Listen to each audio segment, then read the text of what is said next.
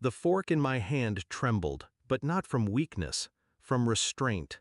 Thanksgiving dinner. The table crowded with faces that once meant safety to me, faces now dripping with judgment. My mother's sneer cut first. "You've become a disgrace," she said, loud enough for my son, seated next to me, to hear. Aunt Linda snorted. My brother shook his head, pity painted across his smug mouth. Then my father stood. His voice cracked like a whip across the room. "Get!" The silence that followed wasn't silence at all. It was triumph. Their triumph. They thought they had crushed me. I didn't argue, didn't beg.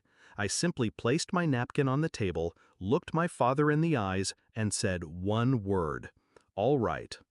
I walked away quietly, my son's small hand in mine. But inside, a storm was already forming. They never knew who I'd become. They never bothered to ask.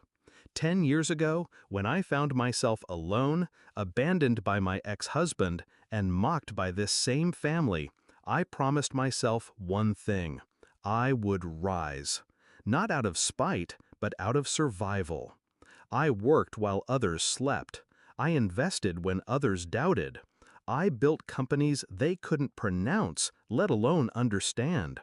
By 35, I had built an empire worth $58 million. And here's the cruel irony.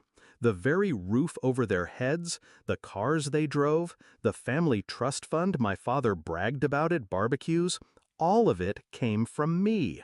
My silent hand, my money, my name buried deep in contracts they never read. They feasted on my success like parasites, and still, they spat on me. When I tucked my son into bed that night, I made my decision. No tears, no hesitation. Revenge wasn't going to be loud. It was going to be surgical. I opened my laptop. With a few clicks, I revoked access to the accounts I'd set up for them, froze the cards, canceled the automatic payments on the mortgage, the insurance, the cars. By dawn, their financial lifeline, my generosity, was severed. I didn't wait for the phone calls. I booked 2 first-class tickets, one for me, one for my son. Honolulu, my beach house, the one none of them even knew existed. The salt air greeted me like an old friend. Waves crashed, steady and calm, while chaos brewed thousands of miles away. I sipped my coffee on the veranda as the messages flooded in. First, confusion, then anger, then desperation. Bank declined their transactions, mortgages unpaid, cars repossessed, their inheritance vanished like smoke. My father's text came last. "What have you done?"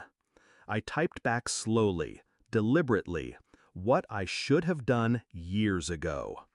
Days later, the knock came. I knew it would.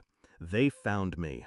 I opened the door to see them standing there, pale, desperate, stripped of arrogance.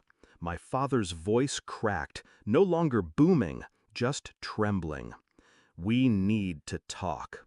I stepped aside, not to welcome them, but to watch them step into a house they had no claim to.